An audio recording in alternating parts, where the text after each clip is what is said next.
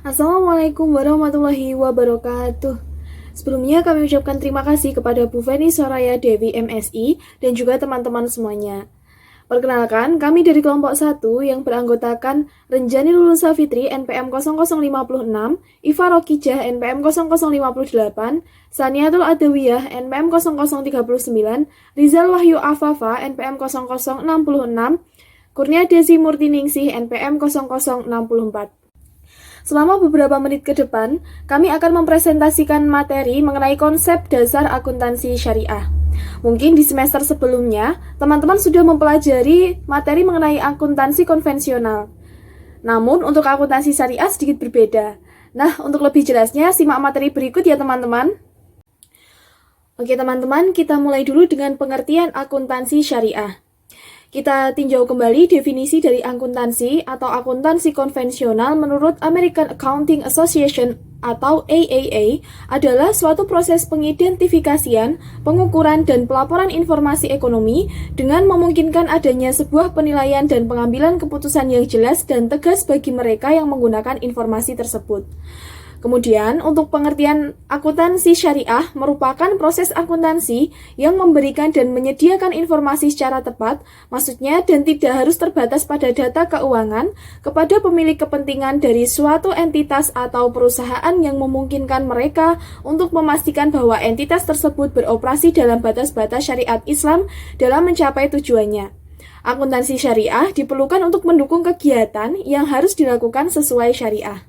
Baik teman-teman, agar mudah dipahami, kita mungkin bisa lebih spesifikasikan lagi mengenai perbedaan antara akuntansi syariah dan akuntansi konvensional. Di sini ada beberapa kriteria. Untuk akuntansi syariah, dasar hukumnya yaitu hukum etika yang bersumber dari Al-Quran dan Sunnah. Untuk akuntansi konvensional, dasar hukumnya yaitu berdasarkan hukum bisnis modern. Untuk dasar tindakan dari akuntansi syariah yaitu keberadaan hukum Allah atau keagamaan. Untuk akuntansi konvensional, dasar tindakannya yaitu rasionalisme ekonomi atau sekuler. Tujuan dari akuntansi syariah yaitu memperoleh keuntungan yang wajar. Kemudian tujuan dari akuntansi konvensional yaitu memaksimalisasi keuntungan. Untuk orientasi akuntansi syariah yaitu kemasyarakatan, dan akuntansi konvensional orientasinya menuju individual atau kepada pemilik. Tahapan operasional dari akuntansi syariah yaitu dibatasi dan tunduk ketentuan syariah. Kemudian tahapan operasional dari akuntansi konvensional yaitu tidak dibatasi kecuali pertimbangan ekonomis. Tahapan operasional dari akuntansi syariah yaitu dibatasi dan tunduk ketentuan syariah. Kemudian tahapan operasional dari akuntansi konvensional yaitu tidak dibatasi kecuali pertimbangan ekonomis. Baik, saya Saniatul Adawiyah NPM 200039 akan melanjutkan presentasi dari Mbak Rere mengenai perkembangan transaksi syariah. Sektor berikutnya yang juga berkembang adalah asuransi syariah. Perkembangan ini di Indonesia sendiri diawali dengan berdirinya asuransi takaful yang dibentuk oleh PT Syarikat Takaful Indonesia atau ST sebagai holding company pada tahun 1994. Sektor syariah yang sedang berkembang adalah transaksi investasi syariah dan sektor keuangan non-bank. Ini terus mengalami peningkatan, diantaranya 1. Obligasi syariah atau sukuk, 2. Pasar modal syariah, 3. Dana pensiun syariah, 4. Pendanaan proyek syariah, dan 5. Real estate syariah. Selanjutnya, perkembangan akuntansi syariah menurut Wiroso tahun 2011. Pertama, periode sebelum tahun 2002. Belum ada PSAK atau pernyataan standar akuntansi keuangan yang mengatur, sehingga pada periode ini masih mengacu pada PSAK 31 tentang akuntansi perbankan dan juga mengacu pada Accounting Auditing Standard of Islamic Financial Institution. Kedua, periode tahun 2002 sampai 2007. Pada periode ini sudah ada PSAK 59 tentang akuntansi perbankan syariah yang dapat digunakan sebagai acuan akuntansi untuk bank umum syariah, bank pengkreditan rakyat syariah, dan kantor cabang syariah sebagaimana tercantum dalam ruang lingkup PSAK tersebut. Ketiga, tahun 2007 sampai sekarang. Pada periode ini, DSAK atau Dewan Standar Akuntansi Keuangan mengeluarkan PSAK Syariah yang merupakan perubahan dari PSAK 59. KDPP LKS atau Kerangka Dasar Penyusunan dan Penyajian Laporan Keuangan Syariah dan PSAK Syariah digunakan baik oleh entitas syariah maupun entitas konvensional yang melakukan transaksi syariah baik sektor publik maupun sektor swasta. Pembahasan selanjutnya mengenai Islam dan Syariah Islam. Selanjutnya, makna Islam. Islam artinya adalah agama yang dibawa oleh Nabi Muhammad SAW, Nabi terakhir. Inti dari ajaran para nabi adalah tauhid, yaitu tindakan mengesahkan Allah. Jadi, Islam adalah sebuah pedoman hidup dan berkehidupan yang dikeluarkan langsung oleh Allah SWT sebagai pencipta, pemilik, pemelihara, dan penguasa tunggal alam semesta, agar manusia tunduk patuh dan pasrah kepada ketentuannya untuk meraih derajat kehidupan yang lebih tinggi. Dasar-dasar ajaran Islam. Pertama, akidah. Menurut ahli bahasa, akidah adalah perjanjian yang teguh dan kuat, terpatri dalam hati dan tertanam di dalam lubuk hati yang paling dalam. Jadi, akidah ini bagaikan ikatan perjanjian yang kokoh dan tertanam jauh di dalam lubuk hati sanubari manusia. Substansi dari akidah adalah keimanan, sebagaimana terangkum dalam rukun iman atau pokok-pokok keimanan Islam. Bagaimana manusia menyikapi ajakan Allah SWT untuk mengimani rukun iman dapat dikelompokkan menjadi lima golongan, yaitu mukmin, kafir, munafik, musyrik, dan juga murtad. Selanjutnya akan disampaikan oleh rekan saya. Saya Iva Rokija, NPM 20.02.020.058 akan melanjutkan pemaparan materi. Untuk yang selanjutnya yaitu syariat. Syariah dalam bahasa Arab memiliki arti jalan yang ditempuh atau garis yang seharusnya dilalui.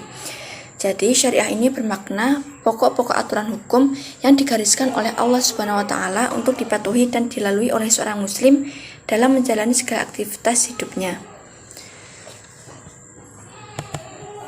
Aturan mengenai ibadah muamalah. Yang pertama ada hukum keluarga. Hukum keluarga yaitu hukum yang mengatur hubungan antara suami istri, anak dan keturunannya termasuk ahli warisnya. Kemudian yang kedua yaitu hukum privat, yaitu hukum yang mengatur hubungan hak manusia satu sama lain dalam tukar-menukar kebendaan dan manfaat. Contohnya seperti transaksi jual beli. Kemudian yang ketiga yaitu hukum pidana, yaitu hukum yang mengatur persaksian dan peradilan. Kemudian yang keempat yaitu hukum perundang-undangan, yaitu hukum yang mengatur asas dan cara pembuatan undang-undang. Yang kelima yaitu hukum internasional, yaitu hukum yang mengatur hubungan negara Islam dengan negara non-Islam dalam berbagai bidang kehidupan seperti sosial, ekonomi, budaya, dan lain sebagainya. Kemudian yang keenam yaitu hukum ekonomi dan keuangan, yaitu hukum yang mengatur sumber-sumber keuangan dan pengeluarannya, serta hubungan antara pemerintah dan warganya. Jadi dapat disimpulkan bahwa cakupan aturan syariah dalam kehidupan begitu luas, termasuk di dalamnya mengenai hukum ekonomi. Maka akuntansi syariah merupakan salah satu bentuk pengalaman dari aturan syariah.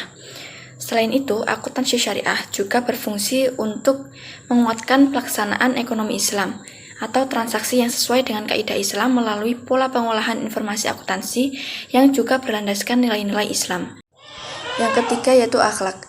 Akhlak yang sering disebut juga dengan ihsan mengatur hubungan manusia dengan Allah, Rasul, sesama manusia dan alam serta dengan dirinya sendiri. Akhlak kepada Allah dan Rasul adalah mencintai serta mentaatinya, sedangkan untuk diri sendiri misalnya adalah sholat.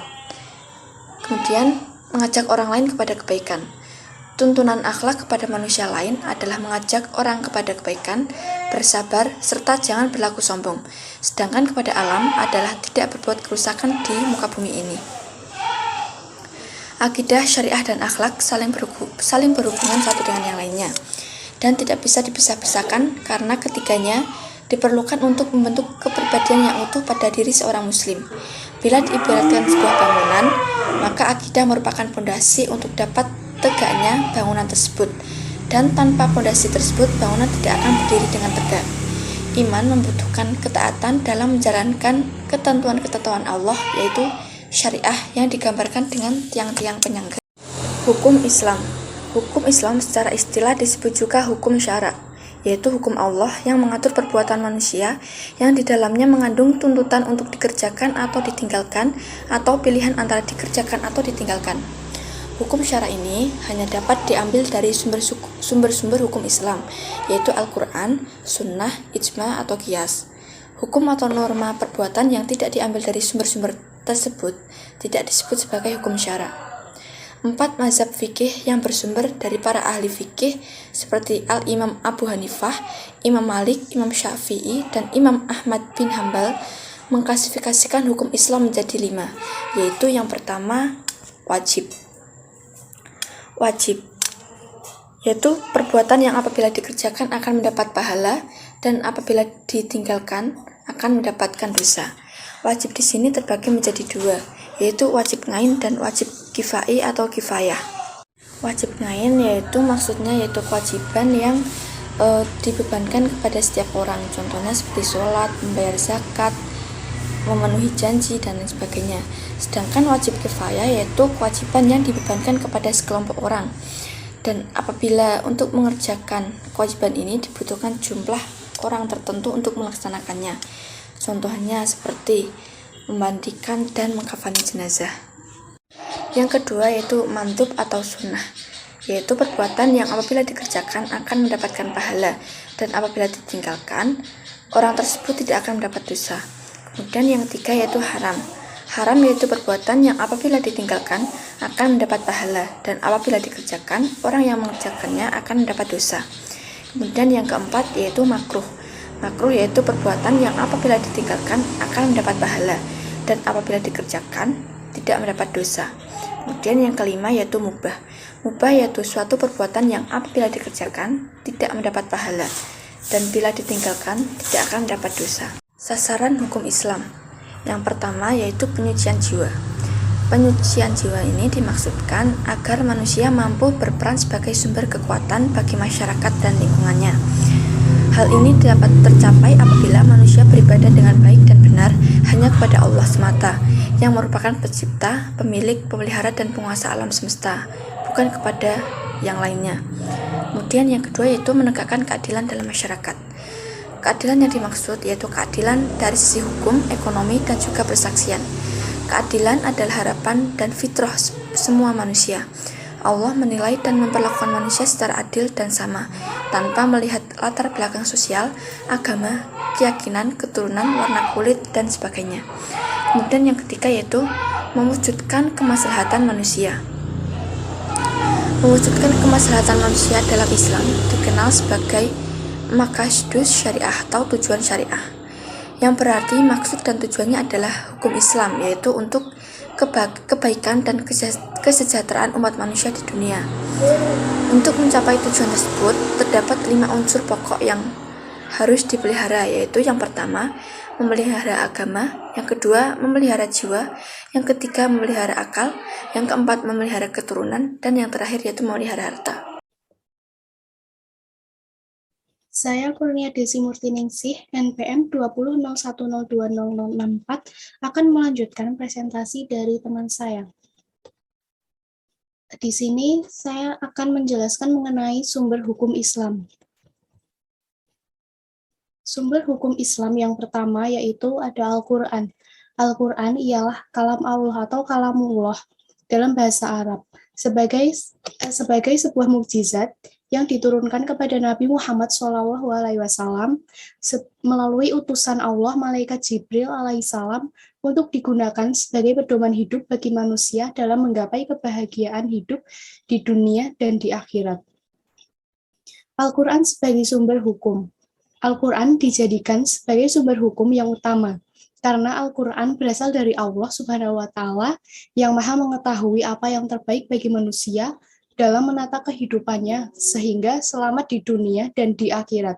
Al-Quran memuat seluruh aspek hukum terkait dengan akidah, syariah, baik mahdah maupun muamalah, dan akhlak serta terjaga keaslian dan keotentikannya. Al-Quran juga mengatur mengenai hukum keluarga, antara lain berupa penjelasan mengenai pernikahan, mahram, perceraian atau talak, macam-macam iddah dan tempatnya, pembagian harta waris, dan lain sebagainya. Al-Quran tidak turun secara sekaligus, melainkan secara berangsur-angsur. Ada dua alasan mengapa Al-Quran diturunkan secara berangsur-angsur, yaitu yang pertama, menguatkan hati, berupa kesenangan rohani atau spiritual. Yang kedua, untuk mengartikan atau membaca dengan benar dan pelan Al-Quran. Fungsi Al-Quran yaitu, yang pertama, pedoman hidup. Yang kedua, rahmat bagi alam semesta. Yang ketiga, cahaya petunjuk. Yang keempat, peringatan. Yang kelima, penerang dan pembeda. Yang keenam, yaitu pelajaran. Yang ketujuh, yaitu sumber ilmu. Yang kedelapan, hukum. 9, obat penyakit jiwa. 10, pemberi kabar gembira. Dan yang ke-11, yaitu pedoman melakukan pencatatan.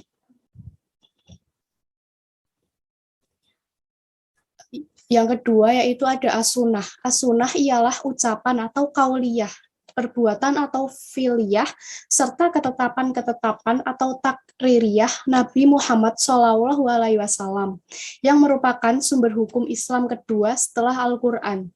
Sebuah hadis mengandung 3 elemen, yaitu rawi adalah orang yang menyampaikan atau menulis hadis yang didengarnya dari seseorang atau gurunya. Sanad yaitu orang yang menyampaikan atau mengantarkan kita kepada matan hadis tersebut, serta matan atau teks hadis.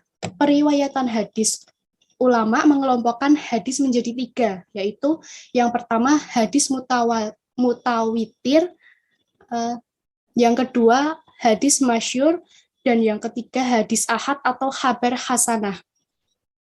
As-sunnah sebagai sumber hukum, ketaatan kepada Allah Subhanahu wa Ta'ala harus diikuti dengan ketaatan kepada Rasulullah SAW yang mengajarkan bagaimana cara sholat yang benar, bagaimana yang harus dilakukan saat akan masuk kamar mandi dan keluar kamar mandi, dan lain sebagainya.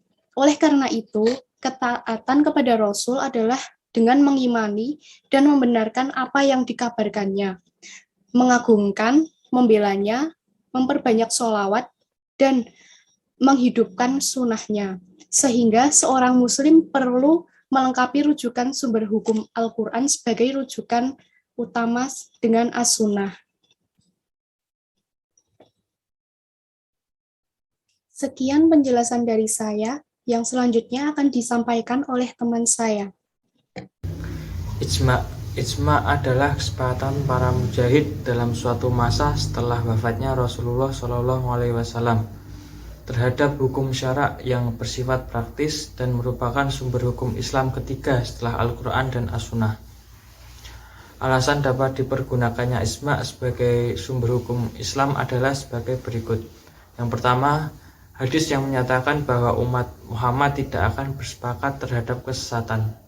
Oleh karena itu, amalan perbuatan para sahabat yang telah disepakati dapat dijadikan argumentasi. Yang kedua, mengikuti jalan akidah orang bukan mukmin adalah haram karena menentang Allah dan Rasul dan diancam neraka jahanam. Tingkatan ijma dibagi menjadi 3. Yang pertama yaitu ijma syarih, yaitu jika engkau atau ulama mengatakan hukum ini telah disepakati, maka niscaya setiap ulama yang engkau temui juga mengatakan seperti apa yang engkau katakan. Yang kedua, ijma sukuti, yakni suatu pendapat yang dikemukakan oleh seorang mujahid, kemudian diketahui oleh mujahid yang hidup pada masa mujahid di atas, akan tetapi tidak ada seorang pun yang mengingkarinya. Dan yang ketiga yaitu ijma pada permasalahan pokok. Faktor yang harus dipenuhi sehingga ijma dapat dijadikan sebagai sumber hukum adalah sebagai berikut. Yang pertama, pada masa terjadinya peristiwa itu harus ada beberapa orang mujahid. Yang kedua, kesepakatan itu haruslah kesepakatan yang bulat. Yang ketiga, seluruh mujahid menyetujui hukum syarak yang telah mereka putuskan itu dengan tidak memandang negara, bangsa, dan golongan mereka. Yang keempat, kesepakatan itu diterapkan secara tegas terhadap peristiwa tersebut, baik lewat perkataan maupun perbuatan. Kias. Kias menurut bahasa ialah pengukuran sesuatu dengan yang lainnya atau penyamaan sesuatu dengan sejenisnya. Sedangkan menurut terminologi, kias didefinisikan suatu proses penyingkapan kesamaan hukum suatu kasus yang tidak disebutkan dalam suatu dalil baik Al-Quran maupun As-Sunnah dengan suatu hukum yang disebutkan dalam dalil tersebut karena ada kesamaan dalam alasannya. Kias dapat dianggap sebagai sumber hukum jika memenuhi persyaratan sebagai berikut. Yang pertama, sepanjang mengacu dan tidak bertentangan dengan Al-Quran dan As-Sunnah, kias diperlukan karena dalil-dalil dalam Al-Quran dan As-Sunnah itu universal dan global. Yang kedua, kias juga sesuai dengan logika yang sehat. Argumentasi kias.